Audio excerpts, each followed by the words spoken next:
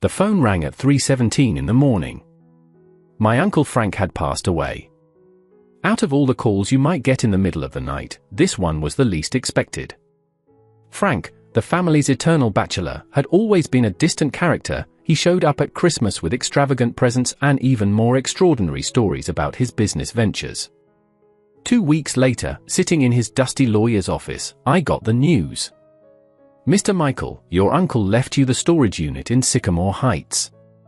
The lawyer handed me a yellowed envelope with the deeds, as if it were just a trivial detail. Subscribe to the channel and drop a like to get more stories like this. Storage unit? But why? I asked, confused. Your uncle said you were the only relative who really cared about his stories. He said you'd know what to do with it. Jennifer got excited when I told her. We could use it as an extra source of income. People always need a place to store things. At first, I thought about selling it. What would I do with a storage unit? We had just moved into our first house in Sycamore Heights, a quiet neighborhood apparently run by a homeowners association. But something in Jennifer's insistence made me reconsider. That weekend, we drove over there. It was a modest concrete building, divided into 12 units, right on the edge of the neighborhood. The orange metal doors needed a fresh coat of paint, but the structure seemed solid. When I opened the door to the first unit, dust danced in the sunlight coming through the small upper windows. I took a deep breath. This place carried some of Uncle Frank's adventurous spirit. I think we're keeping it, I decided, while Jennifer smiled beside me. 3 days after cleaning the first few units, a knock on the door introduced me to Barbara Wilson. Dressed impeccably in a navy blue suit and with a smile that didn't reach her eyes, she said, "I am the president of the Sycamore Heights Homeowners Association. I heard you inherited your uncle's storage unit." "The news travels fast around here," I replied, nodding toward the living room. Over coffee, Barbara explained that the association needed space to store community equipment, seasonal decorations, gardening tools, and event materials. It would be just one unit, she argued. The community would really appreciate it. And well, as new residents, it would help you fit in. Jennifer gave me that look that said, "We'll help out." I agreed, as long as we formalized a simple agreement that set the use of just one unit. Of course, Barbara said, "I'll prepare everything. In the meantime, here's a temporary authorization for you to start using the space." I signed a simple document allowing the use of unit number 3. That was my first mistake. Barbara left smiling and already on the phone while I wondered why I felt a slight discomfort at the back of my neck. A week later, I went to the storage unit to put some boxes away in Unit 6. When I got there, I found trucks parked around and people moving equipment into several units, not only the number 3 unit I had given up. "Excuse me, what's going on here?" I asked a man carrying boxes. "We're setting up the new community storage center," he replied, like it was the most natural thing in the world. "Community center?" I only gave 1 unit to the association. The man stopped, confused. "That's not what Barbara said. She told me you generously donated the entire storage facility for the community." I tried to open Unit 6, only to discover that the lock had been changed. In fact, every lock had been replaced. I grabbed my phone and called Barbara. "Michael." "Nice to hear your voice," she answered in a smooth tone. "Barbara, why do people think I donated the whole storage unit? And who authorized the change of the locks? Oh, wasn't there a misunderstanding? The document you signed allowed community use of the facilities. It's all in line with the association guidelines. That's not what we agreed on, and you know it. I have a copy of the document you signed. If you want to challenge it, you'll have to show up at the next association meeting. Meanwhile, the neighborhood is really grateful for your contribution." Furious, I sifted through my files looking for the copy of the document I had signed. The paper I found clearly mentioned only Unit 3. But I needed to understand more about what was going on. Kevin, my neighbor from next door, caught me tearing up the association envelopes that had come in the mail. "Trouble with Queen Barbara," he asked with an ironic smile. She practically robbed me of my storage unit, I vented. Kevin sighed. Barbara is known for her creative interpretations of the rules. Last year, she forced 3 families to redo their gardens, claiming non-existent violations. Why does no one stop her? Fear. Barbara keeps a file on every resident. Little violations that she ignores, until someone challenges her. That night, after Jennifer had gone to sleep, I began investigating. I discovered that my storage unit wasn't even within the official limits of the association's jurisdiction. It was an independent property, registered separately in the municipal records. Even more intriguing, I found reports showing that the association had received several notices and fines for improper storage of community equipment in residential areas. The date of the first fine? Exactly 2 weeks before Barbara came to my house. Armed with this information, I sent a formal letter to the association informing them that they were illegally occupying my property and had 48 hours to remove their belongings from Unit 3, returning control of the entire storage facility. The next morning, I found a violation notice posted on my door. Apparently, the color of our mailbox did not conform to the association guidelines. It needed to be changed within 24 hours or we would face daily fines. This is ridiculous, Jennifer said. The mailbox is exactly the same as everyone else's. We changed the mailbox, only to receive another notice the next day, this time about the height of our grass. On the third day, it was about our unauthorized flower garden. The cruelest blow came when I returned from work and found Jennifer crying in the backyard. The century-old oak tree that shaded our house and that we loved so much had been cut down. A note from the association stated, "Tree removed for posing a danger to the neighborhood's infrastructure." That tree was the reason we chose this house. Under its leaves, we had planned to build our future, maybe even a swing for children who didn't exist yet. They can't do this, Jennifer sobbed in my arms. Looking at the mutilated trunk, something inside me changed. Until then, I had only wanted my storage unit back. Now, I needed to understand what was really happening in Sycamore Heights. The tree cutting changed everything. It was no longer just about a storage unit, it was about justice. I needed allies, people who knew the neighborhood better than I did. Kevin was the first to join the cause. He showed up at my house with a bottle of whiskey and stories about other families who had suffered under Barbara's tactics. Mrs. Johnson had to remove a rose garden she'd tended for 20 years because Barbara decided it did not fit the neighborhood aesthetic, Kevin said, pouring another drink. And William, the retired lawyer from Maple Street, almost went bankrupt defending himself against made-up accusations about unauthorized renovations. Why don't people stand up against this? I asked. Fear. Barbara keeps a file on every resident. Small violations that she overlooks until someone challenges her. The next day, I visited Mrs. Johnson. I found an elegant woman with white hair pruning what was left of her garden. When I mentioned Barbara, her eyes filled with sadness. Those roses were my mother's, she explained. Some varieties no longer exist commercially. I lost them forever.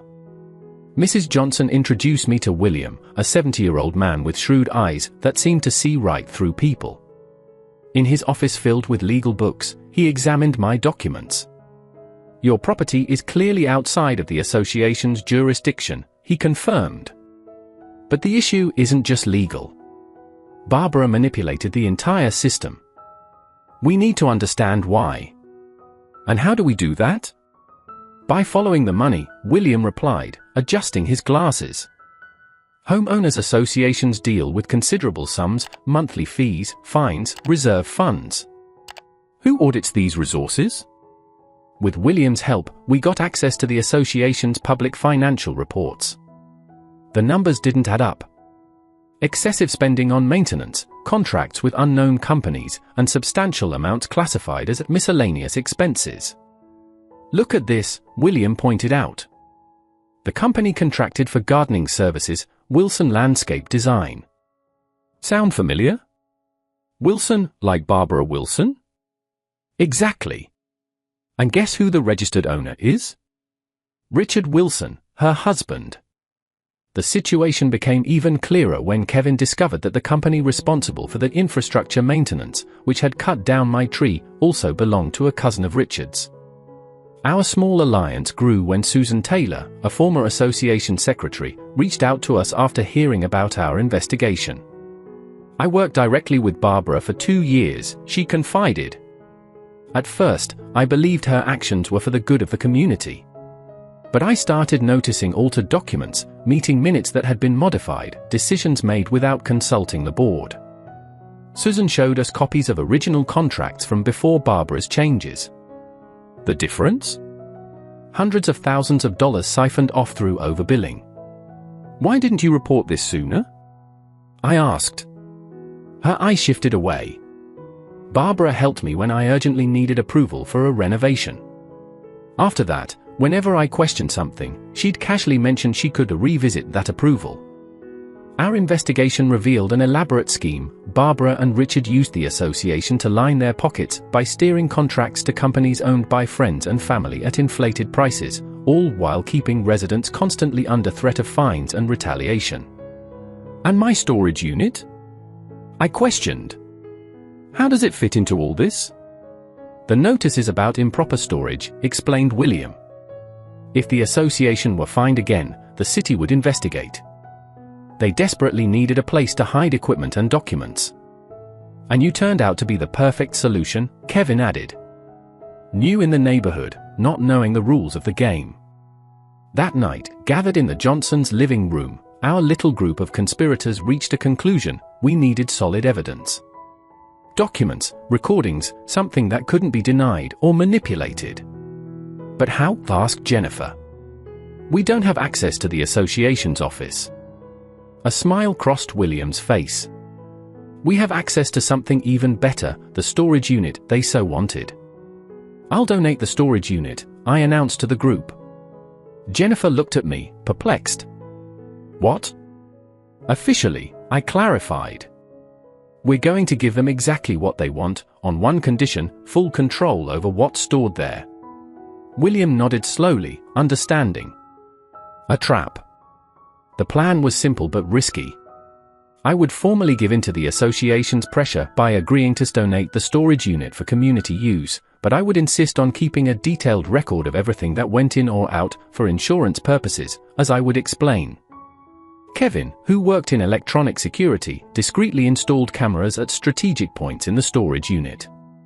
Small, almost unnoticeable ones, capable of continuous recording and transmitting to a secure server. If Barbara and Richard are hiding compromising documents, this will be the perfect place, Mrs. Johnson explained. A space they believe they control, outside of municipal oversight. I scheduled a meeting with Barbara, playing the part of a defeated man. "You win," I said, dejectedly in her office decorated with pictures of her alongside local politicians. "The fines, the pressure. I can't fight the association any longer." The spark of triumph in her eyes was almost tangible. "Michael, I always knew you'd come to see the value of community collaboration. I have only one condition," I added. "As the former owner, I need to keep an inventory of what's stored there. It's for insurance reasons, you understand." Barbara hesitated for a moment. "That isn't necessary. The association has its own insurance." "I insist. It's the only way to legally protect myself. I don't care what you store there, I just need to document it." After a quick call with Richard, Barbara relented. "Fine. But the inventory will be supervised by either me or Richard." "No problem," I agreed, feigning relief. The next day, we signed the temporary session agreement for the storage unit.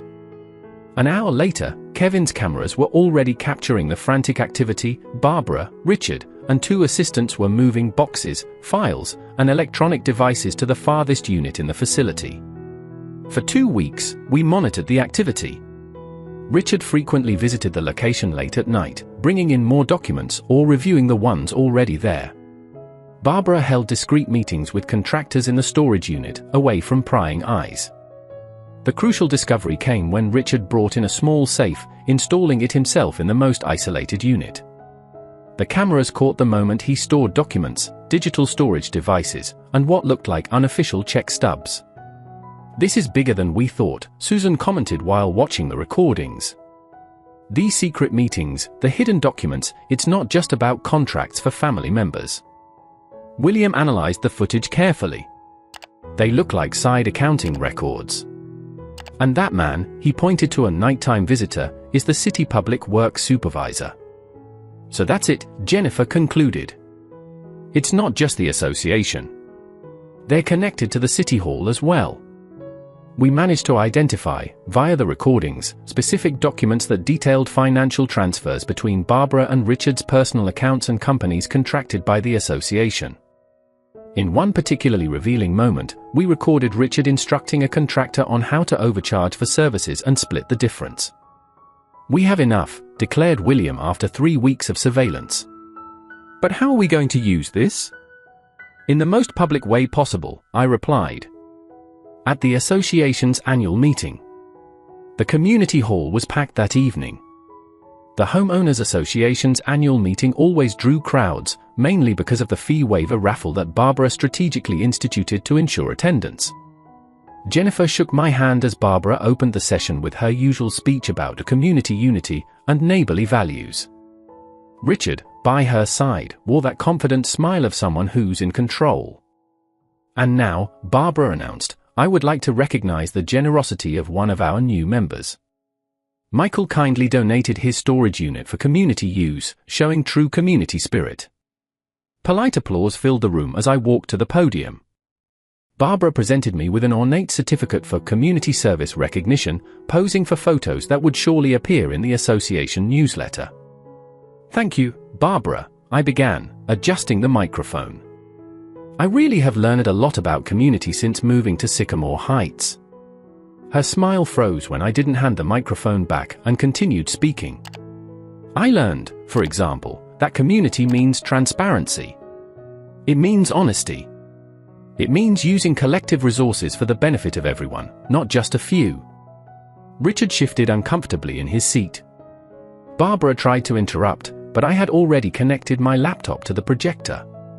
"Before we continue with the meeting, I'd like to share some interesting findings about how our community funds have been managed." The first projected image showed the original gardening contract alongside the altered version with inflated values. Next, I displayed the business registration record for Wilson Landscape Design, highlighting the owners' names. As you can see, we're paying almost twice the market price for services provided by companies owned by our president and her husband. A murmur of indignation spread through the hall. Barbara stood up, her face red. "That's defamation. I'm going to sue you for. Because you showed public documents." I interrupted. "Or maybe because of this?" I played the video of Richard instructing the contractor on how to split the profits from the overcharging. His voice was clear: 50 for the association, 30 for you, 20 for us. No official receipts. The silence that followed was deafening. Richard looked frozen. Barbara tried to disconnect the projector, but Kevin had made sure that wasn't possible. "And about my storage unit," I continued, "I found out why it was so important to you." I showed the footage of Barbara and Richard moving the compromising documents to the facility, including moments when they openly discussed how to hide financial records from municipal oversight. Our storage unit wasn't meant for community equipment. It was a hideout for evidence of fraud. Then William stood up, introducing himself as a retired lawyer. "We have compiled all this documentation and forwarded it to the Public Prosecutor's Office and the City Oversight Department. Representatives from both are present at this meeting." As if on cue, 2 men and a woman stood up at the back of the hall, identifying themselves as investigators. The woman approached the podium. "Mrs. Wilson, Mr. Wilson, we need you to come with us for questioning." The chaos that followed was inevitable. Residents were shouting questions, others demanded to check if they too had been victims of improper charges. Barbara tried to control the situation, but her authority had evaporated instantly. As the investigators escorted Barbara and Richard out, Susan Taylor took the microphone. "As a former association secretary, I confirm everything that has been presented. I took part in this scheme out of fear, and I apologize to all of you. I am willing to fully cooperate with the investigations." Mrs. Johnson, with her unshakable dignity, proposed forming an interim committee to run the association until new elections could be held. The proposal was approved by acclamation. When we left the hall that night, dozens of neighbors came up to thank us. People we had never met embraced us and shared their own stories of intimidation and abuse of power. "What happens now?" Jennifer asked as we walked home under the starry sky. "Now," I replied, looking toward the spot where our century-old tree once stood, "we rebuild." The weeks following that revelation were intense for Sycamore Heights. The scandal grabbed the attention of the local media, with headlines spotlighting the storage unit scam and suburban corruption scheme. Reporters roamed the neighborhood, interviewing residents who finally felt free to talk about their own stories of intimidation. The investigation quickly expanded. Forensic auditors combed through the association's accounts, uncovering a pattern of misappropriations that had spanned nearly a decade.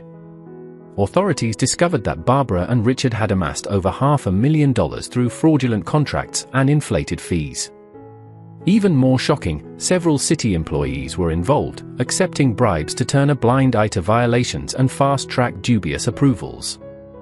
Mrs. Johnson took over as the interim president of the association with a completely different approach. Her first official action was to call an open meeting where everyone could speak freely. "For years, we have lived under a regime of fear," she declared, her voice calm but firm. "Today, we begin a new era of transparency and genuine collaboration." I will never forget that meeting. The community hall, once a space of tension and hidden hostility, transformed into a true forum. Neighbors who barely exchanged greetings shared ideas, formed volunteer committees, and planned real community events, not just the status displays that Barbara used to organize. William coordinated a complete review of the association's bylaws. "These rules were manipulated for years to benefit only a few," he explained as he projected the document on the screen. "We need to rewrite them with safeguards against future abuses." For weeks, we worked in groups, debating each article. The new rules included term limits for board members, financial transparency requirements, clear processes for disputes, and most importantly, an independent oversight system. "No homeowners association should operate like its own kingdom," Kevin observed during one of the sessions. "Power, even on a small scale, needs to be checked." Jennifer became particularly active in the newly formed Landscape Harmony Committee, a replacement for the old Compliance Committee that Barbara used to go after dissenters. Instead of imposing strict standards, the new group offered practical help and guidance to residents struggling to maintain their gardens. "Some of our neighbors are elderly or have physical limitations," Jennifer explained during a presentation. "Our role is not to find them, but to help them out." Looking for redemption from her past role, Susan Taylor set up a digital community archive where all association documents, decisions, and expenses were available for public review. "There will be no more secret meetings or decisions made in the shadows," she promised. The investigations continued to reveal the depth of the corruption. Richard faced particularly serious charges for using his position in the city's planning department to facilitate the scheme. Barbara tried to negotiate a legal settlement, claiming she was just following common practices in homeowners associations. One afternoon, while helping reorganize the association's office, Mrs. Johnson found something disturbing: a detailed file on every family in the neighborhood, containing everything from payment histories to photographs of alleged unreported violations, Barbara's strategic stash for future retaliation. "This is deeply disturbing," Mrs. Johnson commented as we examined the file. She was keeping tabs on everyone like a mini police state. We decided to destroy those files in a symbolic ceremony. On a Saturday afternoon, residents gathered in the community park where a paper shredder awaited. One by one, families were called to destroy their own dossiers. "This is our fresh start," declared Mrs. Johnson. "No one should live in fear of their neighbors." For me, the most significant moment of this phase of rebuilding came when we voted on the new community budget. For the first time, residents openly discussed priorities, questioned expenditures, and suggested alternatives.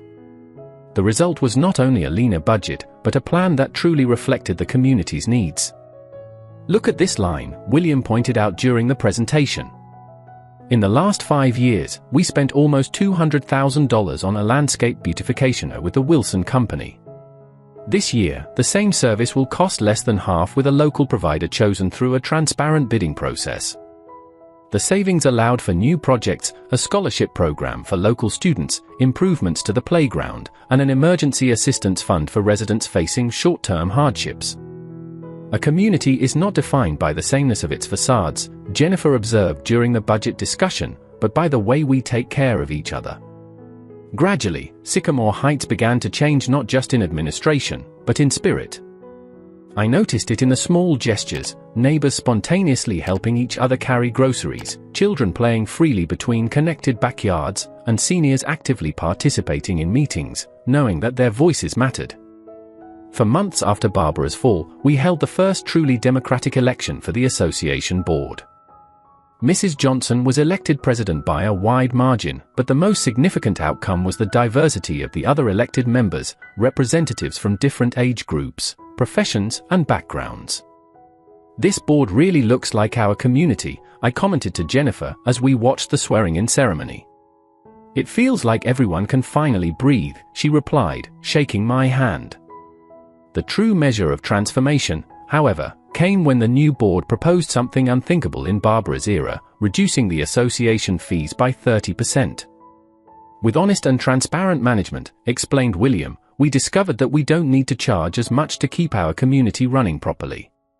The savings from fair contracts and the end of the embezzlements allowed not only for a fee reduction, but also for the creation of a healthy financial reserve for real emergencies, not the secret fund that Barbara had manipulated. The final meeting that year ended with something I had never seen in Sycamore Heights before, spontaneous and genuine applause. It was no longer a place divided into us versus them, but simply us, a community rediscovering its deeper meaning. As the community moved toward its own reorganization, I turned my attention back to the storage unit, the inadvertent catalyst for all this change. The unit still contained community equipment mixed with the documents that Barbara and Richard had hidden, most of which were now in the custody of the authorities. One afternoon, sitting with Jennifer in our backyard and looking at the empty space where our century-old tree once stood, I had an idea. What if we turned the storage unit into something really useful for everyone? Jennifer looked at me curiously. What do you have in mind? A real community center. Not just a place to store stuff, but a space where people can meet, create, and share. The idea quickly took shape. With the help of Kevin, William, and other neighbors, we came up with a plan to convert the storage unit into a multi-use complex. Some units would remain as legitimate community storage, while others would be turned into shared workshops, classroom spaces, and even a small library of tools and equipment that residents could borrow. We could form a non-profit entity separate from the association, suggested William. That way, we ensure that this space remains truly community-owned, no matter who ends up running the HOA in the future. The Frank Community Center project, a tribute to my uncle who, unknowingly, started this whole journey, was formally presented at a special meeting. The response was enthusiastic, with dozens of volunteers offering to help with the transformation. For 3 months, on weekends and evenings, we worked on the renovation. Retired painters taught young people finishing techniques while transforming the grey walls into vibrant colors. Electricians installed efficient lighting systems. Carpenters built workbenches, shelves, and partitions. Susan, looking for a tangible way to make amends, donated her design skills to create a logo and promotional materials. This place represents everything the old administration wasn't: open, transparent, and genuinely collaborative. The inauguration of the center coincided with the beginning of spring. Colorful ribbons decorated the completely remodeled entrance, no longer with faded orange metal doors, but with a welcoming wooden and glass facade. Inside, the different areas reflected the diverse needs of the community. The tool library allowed residents to borrow rarely used equipment, from drills to carpet cleaning machines. The creative studio offered space for craft classes, painting sessions, and other hobbies. The Idea Incubator functioned as a small, free co-working space for local entrepreneurs. And, of course, The community warehouse, now properly organized and inventoried, stored seasonal decorations and event equipment for the neighborhood. My Uncle Frank would have loved to see this, I remarked to Jennifer as we watched children running around during the opening party. He always said that possessions only have value when shared. A week after the opening, something unexpected happened. When I got home, I found a box on the porch containing a young oak sapling of the same kind as our lost tree, along with an envelope. Inside was an anonymous check covering the estimated value of the century-old tree and a simple note. Not all mistakes can be fixed, but recognizing them is the first step. The handwriting was unmistakable, the same one I had seen on the document signed by Richard Wilson. The following weekend, we organized Restoration Day, an event where dozens of families planted native trees throughout the neighborhood. Jennifer and I planted our oak sapling exactly where the old tree had been. "It will take decades for it to be as majestic as the original," Mrs. Johnson commented as she came to help with the planting. "Communities also take time to grow properly," I replied. As the sun set that day, I looked over our transformed neighborhood. Children ran freely between yards without high fences. Neighbors chatted on sidewalks without fearing being reported for unauthorized gatherings, one of Barbara's absurd rules. In the Frank Community Center, lights stayed on while a group of teenagers finished painting a mural that told the neighborhood story, including its recent rebirth. The trial of Barbara and Richard eventually arrived, resulting in legal settlements, financial reimbursements, and community service. Some residents struggled with forgiveness, while others found it easier to move on. The community, however, had gained something far more valuable than retribution: its own collective voice. A year after the scandal, during a quiet afternoon, I found Kevin helping a new resident install an irrigation system. "Have you told him the story of the storage unit yet?" I asked with a smile. "I'm getting there," Kevin replied. "It's a good story about how sometimes you lose something only to gain so much more." That night, sitting in the backyard under our young oak, I reflected on the unexpected journey. The storage unit I inherited ended up being much more valuable than I ever imagined, not because of its property value, but because it became the catalyst for transforming an entire community. Jennifer joined me, bringing 2 cups of tea. "What are you thinking about?" "About how my Uncle Frank always said that the real inheritance isn't what we receive, but what we do with it." The Frank Community Center continues to grow and evolve, just like Sycamore Heights. The little oak in our backyard adds a few centimeters every year, a silent reminder that communities, like trees, need constant care, proper nourishment, and above all, the space to grow naturally. And what about the storage unit that inadvertently sparked all of this? It finally became what Barbara Wilson falsely claimed it would be: a true gift for the community. The difference is that now it genuinely belongs to everyone, governed by principles of transparency and voluntary collaboration, not intimidation and control. Subscribe to the channel and drop a like to get more stories like this. And maybe that's the most valuable lesson of this whole story: real communities aren't built through imposed rules and constant surveillance, but through genuine connections, mutual respect, and a shared commitment to the common good.